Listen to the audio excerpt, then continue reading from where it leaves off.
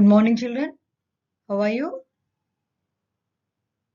I hope you are all fine. Here I am fine. Again, virtually in front of you, the one more part of the lesson. Children, we are dealing the lesson is matter pure. In the last class, we have learned related all the topics related to colloid, its properties, Tyndall effect, and few activities also we have learned.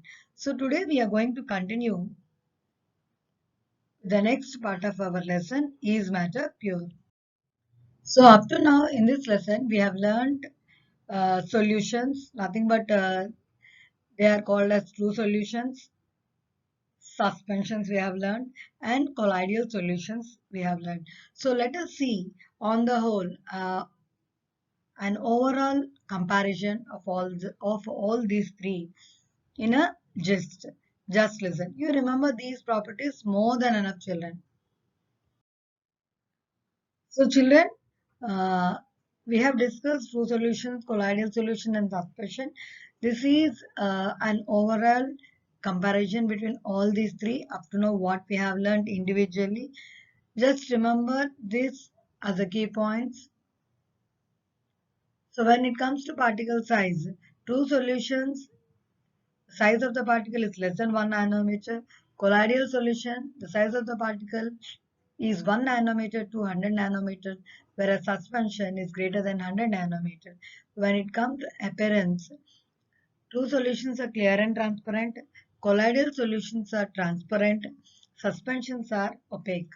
When it comes to nature, homogeneous are true solutions. Colloidal solutions are heterogeneous. Suspensions are heterogeneous. When it comes to filterability, they pass through the ordinary filter paper as well as animal membranes. Colloidal solution pass through the ordinary filter paper but not through semi-permeable membranes. When it comes to suspension, neither pass through filter paper nor through semi-permeable membranes. And regarding these permeable membranes, you have learnt in your biology class, okay, where you have learnt related to osmosis, diffusion and all. There you have learnt about this permeable membranes. Just recollect those, children. Settling of particles. Particles do not settle down on standing. That means true solutions are stable. Colloidal particles also do not settle on keeping. That means colloids are also stable. The particles of suspension settle down on standing. That means suspensions are unstable. So continuation. Visibility. When it comes to visibility, solute particles are not visible even under a microscope. Colloidal solutions, particles themselves are invisible, but their presence can be detected under an ultramicroscope. Suspension, particles are generally visible to the naked eye. When it comes to Tyndall effect, true solution does not scatter light, hence they does not show Tyndall effect. Colloidal solution shows Tyndall effect due to scattering of light. Next, suspension also shows Tyndall effect. So we have to continue the next part of a lesson where the separating the components of a mixture. Till now, we have discussed different types of mixtures. Do you know the techniques to separate these mixtures into their respective constituents? Usually, heterogeneous mixtures can be separated into their respective constituents by simple physical methods like handpicking, sieving, filtration, etc. What we use in our day-to-day life. And sometimes special techniques have to be used for separation of components of the mixture. And you have learnt in 6th standard how to separate mixtures in various ways like flotation, filtration, crystallization, chromatography. So children, you have to remember that some special techniques are used to separate the components of a mixture, whether a mixture is a homogeneous or heterogeneous. So we have to discuss the special techniques briefly, one after the other. So children, the special techniques what we have to discuss one after the other we'll discuss, I told. The first one is sublimation. What is sublimation? I hope you know, but once again I tell the process. What is it? Whenever a solid is heated directly from a solid state to gaseous state, it converts without passing into the liquid state. And on cooling, vice versa occurs. That means a gaseous state to solid state. In your 8th standard, you have learned about this, like some sublimable substances like ammonium chloride, camphor, naphthalene, iodine, and all. I hope you remember this. Okay, with that knowledge, I will continue today's sublimation. The process of sublimation can be used to separate sublimable volatile component from the non-volatile components of a mixture. So children, you understand the meaning of volatile. Volatile means easily evaporated. Whatever the substance you take, easily evaporated at normal temperature. That is volatile. So coming to the aim of this experiment to separate ammonium chloride from the mixture of ammonium chloride and common salt. So materials required here are china dish, funnel, cotton, ammonium chloride, common salt, and Bunsen burner. So coming to the procedure, take 1 tablespoon of ammonium chloride and 1 tablespoon of common salt and mix them thoroughly into each other, and take this mixture in a china dish and take a glass funnel, plug the mouth of the funnel with the cotton, invert the funnel over this china dish, keep the dish on the stand of a stove or a Bunsen burner and heat the dish for some time. And you have to observe the walls of the funnel, what is happening so. So children, this is experimental setup. This is your tripod stand and this is your Bunsen burner. And here this is your china dish. In the china dish, we have a mixture of volatile and non-volatile. Volatile is here ammonium chloride. Non-volatile is your common salt. I hope you have understood. So I have given a definition for volatile. Non-volatile is opposite to that volatile. Okay. Next, see this is your funnel, inverted funnel. You have to invert on a china dish.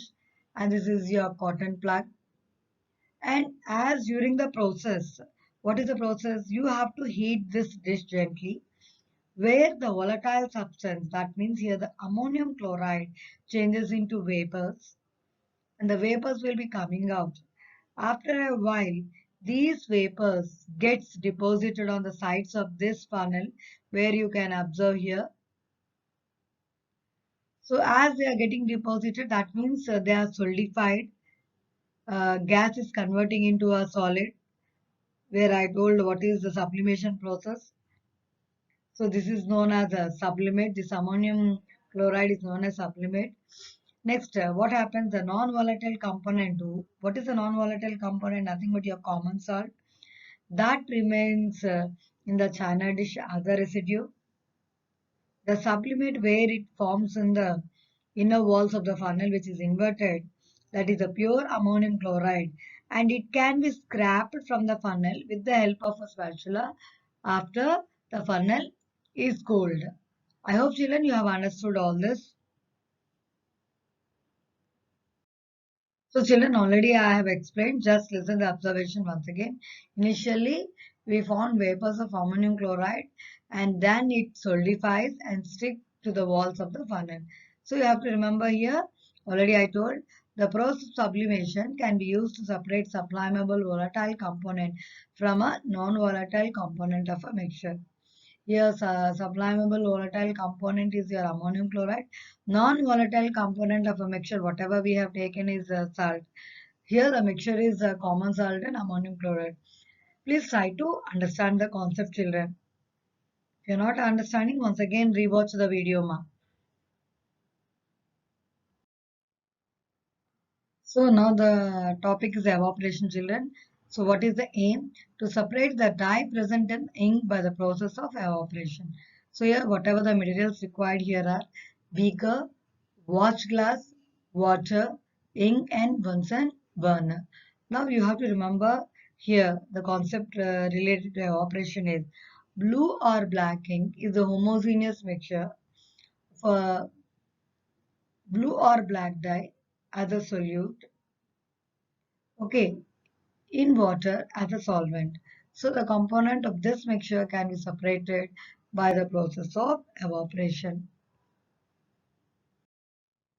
So coming to the procedure, you have to take a beaker and fill it to half of its volume with water.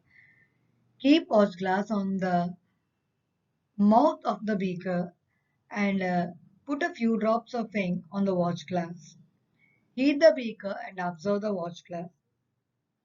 The water in the beaker is heated and the steam thus formed in turn heat up the ink. So this is the experimental setup. This is your Bunsen burner, the stand, and this is your beaker. And in this beaker water is there. And here this is your watch glass, the ink. When you are heating, the bubbles here, that heating process is going on. As this water is gets heated up and the heat passes through the ink and we can see the vapors of the ink here over here. So what's happening, ma? Just listen once again. The water in the beaker is heated and the steam thus formed will in turn heat up the ink. The water present in the ink will evaporate and ultimately what is left, ma? A blue or whatever the black residue is left on the watch glass depending upon what we take, whether it is a blue ink or a black ink. So what is left here? Blue or black residue is left on the watch glass. Children, I hope you have understood this activity once again. So we'll go with the observation. What the water present in the ink will evaporate and ultimately a residue will be left on the watch glass. So here we have to remember that direct heating of the ink is avoided because the blue or black dye may decompose on direct heating. So this method is used to separate non-volatile component, that is solutes which are dissolved in volatile solvent. Here solute is the ink dye, whether it is a blue or black color, and a volatile solvent here which is volatile water. So I have explained everything. Just listen. And one more example, just listen, ma. This technique is used on a commercial scale to obtain a common salt from seawater or lakes containing common salt. So seawater is collected in open, shallow beds during high tide and allowed to evaporate in the hot sun. The salt left behind is collected and it is purified in the factories and then it is sold in the market. So this is the process of evaporation, what is done in the large scale for preparation of a salt. So children, in today's class, we have learned the comparison between two solutions, colloidal solutions and suspensions. Along with that, we have started two activities. One activity is related to sublimation. The other activity is related to evaporation. With that, today's class, I'll wind up. Children, please be regular in completing your assignments. Don't skip the studies. Okay, I hope you are all very good children. Please, if you're not understanding, again rewatch the video. Again, third time also rewatch. Then if you have any doubts, you can call me and I can clarify it. If you are not calling, how will I understand whether you understood or not, children? Please be sincere in completing the assignments. Thank you, ma. Once again, have a good day.